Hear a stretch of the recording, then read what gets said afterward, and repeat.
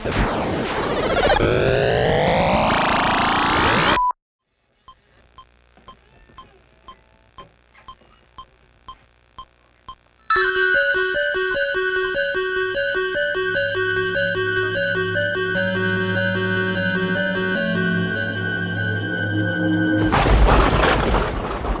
wouldn't do that.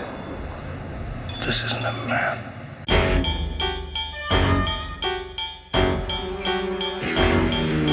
Since its release in October of 1978, Halloween has become one of the most cherished pieces of slasher cinema ever produced.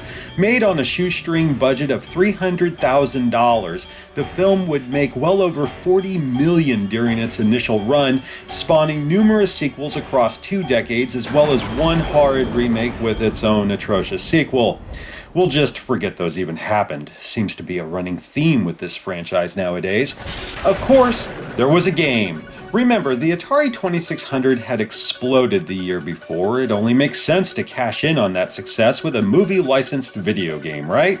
Fast forward to 1983. Yeah, 1983. It wouldn't be until 5 years after the movie's release that players would receive a game. Hell, that's 2 years after Halloween 2 left cinemas. Anyway, the game was licensed and released by Wizard Video Games along with Texas Chainsaw Massacre, which was soon criticized by parents groups for its graphic depictions of violence. Graphic, huh? That's cute. Combine that with our own gaming crash that same year, Halloween didn't really stand a chance. Add all that up, you have one of the more rare titles for 2600, not to mention pricey. A loose copy recently sold for $250 on eBay. Believe it or not, that's a bargain. Prices may vary depending on which version. There's 2 in fact. One has a generic publisher label, while the other simply has Halloween written across it with Sharpie. You would think it were a knockoff, but no, it's legit. Totally. Okay, let's trick or treat. Just so you know, I'll be playing this on a modified 2600. My buddy Patrick was kind enough to install composite outputs and recap the whole thing. Atari hasn't looked this good in ages. I can't thank you enough, bro. She's gorgeous. Knowing how expensive a righteous copy of Halloween can be, I opted for a reproduction cartridge courtesy of RetroGamingGeek, not a sponsor. It's crazy to me how a repro can look more authentic than the real thing. Totally. Alright, give me something good to eat. You play as Laurie Strode, and your goal is to rescue Tommy and, I'm guessing, Lindsay Wallace from Michael Myers.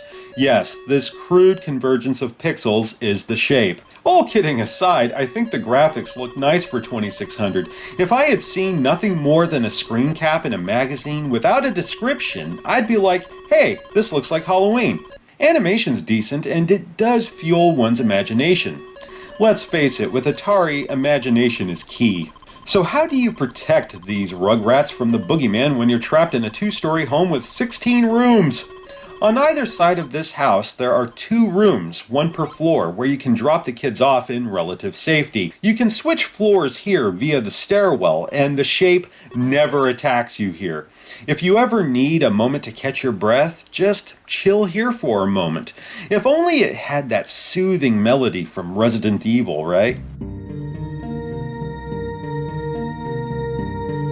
Now you grab the kids by, not like that, by standing above them and holding the button. You can drag them from one room to the next until you reach a safe spot, though it won't be so easy later. First of all, Michael has a serious hate-on for these kids. I say that because he will always zero in on the kitty before turning his attention to you. So he'll dog you every step of the way, typically bringing up the rear until... Yeah, Michael can appear anywhere at any time, just like the movies. Even these hallways scattered throughout. That isn't a complaint, mind you. If anything, it keeps me on my toes. That and these fucking kids. As I said, it's easy hauling him to safe rooms, but there's 2 issues here. One is a glitch, I think. If you enter a room holding a kid only to find another, the one you were dragging will either remain in the previous room or vanish altogether. I really don't know for sure. Regardless, it's annoying. Totally. Later, it seems as if these ankle biters resist your aid as you rack up more points. It's a cakewalk at first, though they soon act up and break away. They'll stay in the same room no matter how hard you press and hold that button. They give in eventually, but what a pain in the ass. Like the aforementioned glitch, I thought my joystick may be the problem, so I tried a flashback model as well as my old Genesis controller. Same thing each time. Fuck. Aside from saving youngsters, Laurie can fight back. Every now and then you'll find a knife, so you grab the blade and hold the button while Michael approaches, then, yeah, he runs away. What, you didn't know Michael could run?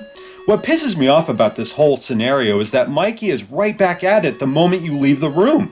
Is it too much to ask for 2 screens of peace?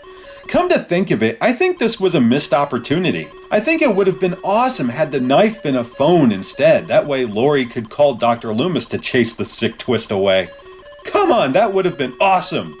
Finally, what brings this game to a swift end, for me at least, is the Shape himself. Michael proves to be a little track star once you break 3,600 points. Between his Air Jordans and the dumb shits I'm supposed to rescue, Halloween can be a bitch and a half.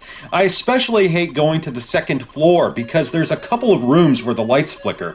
It's a nice touch that adds both suspense and frustration. Good lord, these rooms are the bane of my fucking existence. It's hard to tell where he's coming from, which is the point, I'm sure, but at least I know when he appears, thanks to the music. I know a lot of players find the music grating after a while, but I will never ever grow tired of hearing this. It's one of my favorite movie themes, along with Ghostbusters. I'm not saying it's for everybody, no. Still, I dig it. If you don't, it's your funeral. So how does Halloween stack up as a game?